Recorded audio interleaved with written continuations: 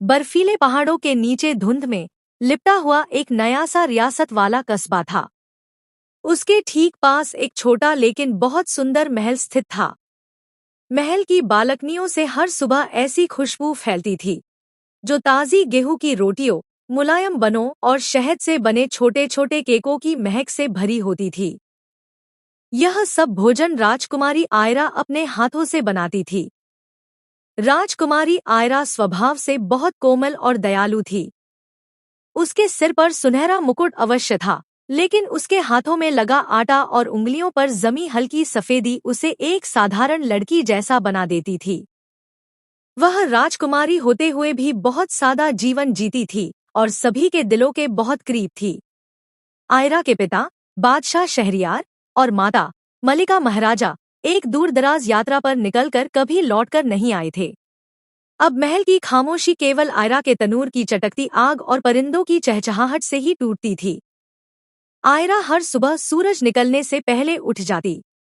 वह आटा गूंथती, उसमें दूध, मक्खन और शहद मिलाती। फिर छोटी सी ट्रे पर सुंदर सुंदर रोटियां सजाकर रखती और महल के सामने बनी छोटी सी बेकरी की खिड़की खोलकर बैठ जाती। वह मन ही मन सोचती, शायद आज कोई मुसाफिर आए, कोई थका हुआ राही या कोई भूखा बच्चा। लेकिन अक्सर दिन सुनसान रहते। दूर पहाड़ों पर पिघलती बर्फ की हल्की सी आवाज नीचे बहती नदी की ससराहट में घुल जाती और बेकरी में अकेली बैठी आयरा बस यही सब महसूस करती रहती। एक दिन दोपहर के समय, जब आसमान पर हल्की नीली रोशनी तैर रही थी और हवा में बारिश की खुशबू घुली हुई थी, बेकरी की लकड़ी की छोटी सी घंटी बजी। दरवाजा धीरे धीरे खुला और एक बेहद कमजोर, थकी हुई बूढ़ी औरत अंदर आई। उसका नाम किसी को नहीं मालूम था। लोग उसे दूर से माया अम्मा कहकर पुकारते थे। वह खुद कभी अपना नाम नहीं बताती थी। उसके कपड़े पुराने थे, पांव नंगे थे और हाथ कांप रहे थे। लेकिन उसकी आंखों में एक अजीब सी गहराई थी, जैसे सदियों की कहानियां उनमें छिपी हों। माया अम्मा धीरे धीरे टहलती हुई आयरा के पास आई और हिचकिचाते हुए बोली, बेटी, आज भी मेरे पास कोई सिक्का नहीं है, मगर पेट खाली है। आयरा के दिल में जैसे नरम रोशनी जल उठी। उसने तुरंत मुस्कुराते हुए एक नरम रोटी उठाई, उस पर थोड़ा सा मक्खन लगाया, कागज में लपेटा और माया अम्मा के हाथों में रख दिया। आपके लिए रोटी हमेशा तैयार है, पैसों की चिंता मत कीजिए। माया अम्मा के झुर्रीदार चेहरे पर कृतज्ञता की कोमल मुस्कान फैल गई। वह धीरे से बोली, तुम्हारा दिल हमेशा नरम रखे बेटी आयरा। फिर वह धीरे धीरे बाहर की ओर चल। कुछ दिनों तक माया अम्मा रोज बेकरी आती रहीं। वह हमेशा खाली हाथ मगर भूखी सी आती थी। आयरा हर दिन खुशदिली से उन्हें रोटी देती, कभी कभी साथ में दूध भी रख देती। लेकिन समय बीतने के साथ आयरा के दिल में हल्की सी बेचैनी और शक ने जगह बना ली। वह सोचने लगी, क्या वाकई माया अम्मा भूखी होती हैं? या कहीं और से खा पी कर आती होंगी? और मैं ही क्यों हर रोज थकी हुई यह सब करती रहती हूँ?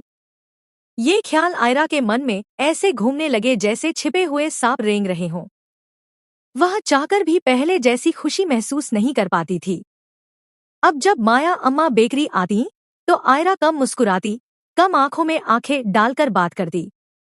फिर भी वह उन्हें रोटी देती थी, मगर उसके दिल में हमेशा एक भारी सा बादल छाया रहता। एक दिन बारिश की हल्की बूंदें पहाड़ों पर पड़ रही थी। बेकरी बिल्कुल खामोश थी, सिर्फ तनूर जल रहा था। आयरा आटे का प्याला सामने रखकर बैठ गई, लेकिन उसकी नजरें कहीं और थी। उसके दिल में गुस्सा सर उठा रहा था, जैसे किसी ने छिपी हुई राख में अचानक चिंगारी डाल दी हो। आयरा ने सोचा, अब बहुत हो गया, यह बर्दाश्त की हद है। उसने आटा गूंदना शुरू किया, मगर इस बार मोहब्बत के बजाय उसके हाथ गुस्से से सख्त थे। तभी उसकी नजर तनूर के किनारे पड़ी एक छोटी शीशी पर पड़ी, जिसमें जहरीला महलूल था, जो कभी चूहों के लिए रखा गया था। आयरा ने वह जहर आटे में मिला दिया। उसका दिल अंदर से कांप रहा था, मगर गुस्से ने उसे मजबूर कर दिया। उसने बस इतना सोचा, अब आज सब खत्म करना होगा। शाम के करीब जब माया अम्मा बेकरी के दरवाजे पर पहुंची तो आयरा ने हाथ बढ़ाया और तेज आवाज में बोली, यह लो अम्मा, आज के लिए रोटी। अभी वक्त नहीं है। माया अम्मा ने रोटी पकड़ी और धीरे धीरे जंगल की ओर चल पड़ी।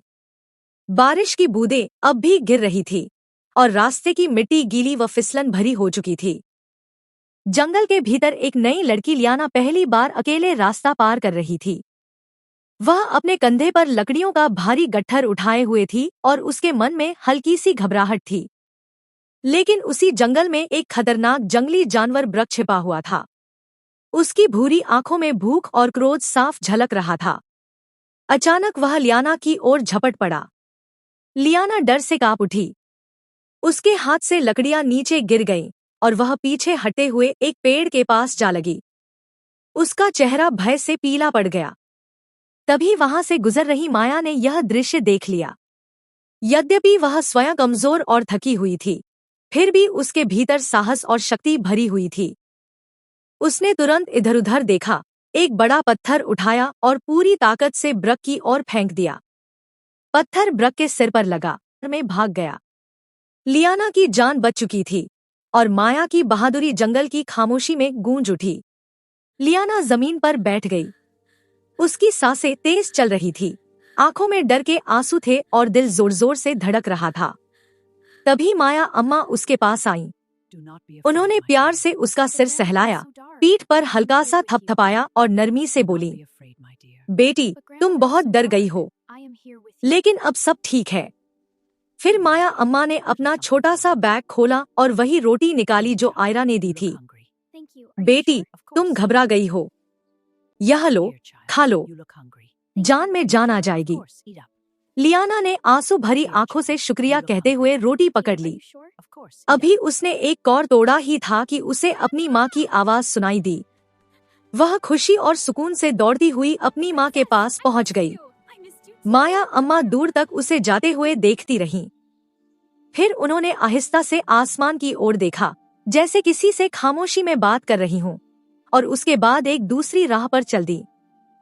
राजकुमारी आयरा को महसूस हुआ कि कुछ ठीक नहीं है।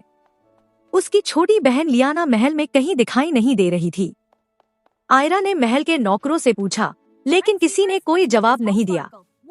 सबने बस सिर झुका लिया और खामोशी ओढ़ ली, जैसे सब कुछ जानते हों, लेकिन कुछ बताना न चाहते हों। आयरा के दिल में डर बढ़ता गया। उसने महल के हर कमरे में तलाश शुरू कर दी। आंगन, बाग, तालाब, हर रास्ता और हर कोना। वह दौड़ती रही और पुकारती रही, लियाना, लियाना, तुम कहाँ हो? लेकिन जवाब में सिर्फ सन्नाटा और खाली दीवारों की गूंज मिली। हर कमरे में, हर गलियारे में और हर खिड़की के पीछे उसने लियाना को ढूंढा, मगर उसका कोई निशान नहीं मिला। वक्त बीतता गया। थकान और चिंता आयरा के दिल पर भारी बादलों की तरह छा गई। आखिरकार वह महल के आंगन में बैठ गई। उसने अपना सिर दोनों हाथों में थाम लिया। दिल जोर जोर से धड़क रहा था और सांसें बेतरतीब हो रही थी। यही वह लम्हा था जब आहिस्ता आहिस्ता हवा में लाल रोशनी की एक हल्की सी चमक दिखाई दी। हवा नरम हो गई और समय जैसे धीमे धीमे चलने लगा। चमकती हुई उस रोशनी से एक लाल परी, अवेरेला, प्रकट हुई। उसके बाल हवा में लहराने लगे थे। उसकी आंखों में आग की लाली और कोमल रोशनी का मेल था। उसके चारों ओर से हल्की रोशनी की धाराएं बह रही थी, मानो आसमान से लाल उजाला धरती तक उतर आया हो। अवेरेला ने आयरा को देखा। उसके चेहरे पर चिंता और दुख साफ झलक रहे थे, लेकिन साथ ही एक अटूट सी कोमलता भी दिखाई दे रही थी। अवेरेला ने नरम मगर गूंजती हुई आवाज में कहा, आयरा, तुम्हारी बहन लियाना अभी जीवित है, लेकिन खतरा बहुत करीब आ चुका है। आयरा के दिल की धड़कन तेज हो गई। उसकी आंखों से आंसू बहने लगे। उसका मन ढेरों सवालों से भर गया। लियाना कहाँ है? क्या मैंने बहुत देर कर दी? परी ने आहिस्ता से हाथ हिलाया और फिजा में एक शफ्फाफ पर्दा प्रकट हो गया। उस पर्दे में लियाना दिखाई देने लगी, जो जंगल के किनारे एक पेड़ के नीचे बैठी थी। उसके हाथ में वही रोटी थी जो माया अम्मा ने उसे दी थी, और वह अभी पहला कौर लेने ही वाली थी। आयरा के मुंह से हल्की सी चीख निकल गई। वह तुरंत पहचान गई कि यह वही रोटी है जिसे उसने गुस्से और थकान में जहरीला बना दिया था। अवेरेला ने गंभीरता से आयरा की ओर देखा और कहा, हर कर्म का फल लौट कर आता है आयरा, चाहे वह नेकी हो या बदी। तुम्हारा यह फैसला अब तुम्हारी सबसे कीमती चीज को छूने वाला था। आयरा घुटनों के बल जमीन पर बैठ गई। उसने दोनों हाथ सिर पर रख लिए और बस इतना ही कह सकी, मैंने बहुत गलत किया। वह रोती रही। उसकी आंखों से आंसू बहते रहे और दिल बोझिल हो गया। लाल परी अवेरेला ने धीरे धीरे कदम बढ़ाए, आयरा के सिर पर हाथ फेरा और नरम आवाज में बोली, आयरा, अब रोना बंद करो, मैं तुम्हें तुम्हारी बहन के पास ले जाती हूँ। परी ने हवा में हाथ घुमाया और एक ही पल में आयरा को जंगल के उस हिस्से में पहुंचा दिया जहां उसकी छोटी बहन लियाना एक पेड़ के नीचे बैठी थी। लियाना के हाथ में वही जहरीली रोटी थी जिसे आयरा ने गुस्से और थकान में बनाया था। वह अभी खाने ही वाली थी। अवेरेला ने फिर से हाथ घुमाया। रोटी लियाना के हाथ से धीरे धीरे हवा में ऊपर उठ गई। जैसे ही वह हवा में गई, उसमें छिपा सारा जहर काले धुएं के रूप में निकलने लगा और कुछ ही पलों में खत्म हो गया। आयरा हैरानी और डर से भरे मिलेजुले भाव महसूस कर रही थी। उसने देखा कि रोटी अब बिल्कुल सुरक्षित और साफ हो चुकी थी। कोई नुकसान नहीं हुआ था। अवेरेला ने कोमल आवाज में कहा, देखो आयरा, हर कर्म का असर लौट कर आता है। गुस्से और थकान में लिया गया तुम्हारा फैसला तुम्हारी सबसे कीमती चीज, तुम्हारी बहन, को भी नुकसान पहुंचा सकता था। आयरा फिर से घुटनों के बल बैठ गई। दोनों हाथ सिर पर रखकर बोली, मैंने बहुत गलत किया। मैं वादा करती हूँ, मैं फिर कभी ऐसा नहीं करूँगी। परी ने अपने हाथ आयरा के सिर पर रखा, जैसे कोई माँ अपने बच्चे के सिर पर हाथ रखती है। हवा में खुशबू की हल्की लहर घुल गई, जैसे बर्फ पिघलने के बाद ताजी रोटी की महक फैल जाती है। परी ने कोमल स्वर में कहा, तुम्हें दूसरा मौका मिला है आयरा। नेकी दिल से करनी चाहिए, गुस्से से नहीं। जब नेकी थक जाती है तो दुनिया अंधेरी हो जाती है। अब तुम अपनी बेकरी को सिर्फ दुकान मत समझो, इसे दिल का दरवाजा समझो। आहिस्ता आहिस्ता ओरेला की लाल रोशनी मंद पड़ गई और वह आसमान की ओर उठ गई।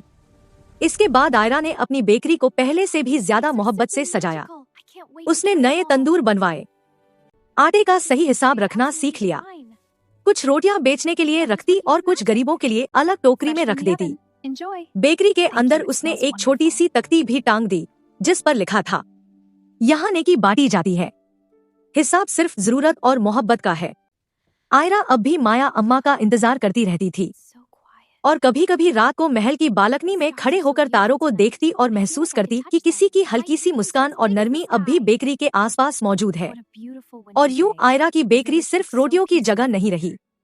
यहाँ आने वाले हर इंसान को नरम रोटी के साथ साथ एक गर्म एहसास और खामोश सबक भी मिलता था जो पेट के साथ दिल को भी भर देता था। अगर आपको यह कहानी पसंद आई हो तो कृपया वीडियो को लाइक करें और हमारे चैनल को सब्सक्राइब करना न भूलें ताकि आपको ऐसी ही और दिलचस्प कहानियाँ मिलती रहें।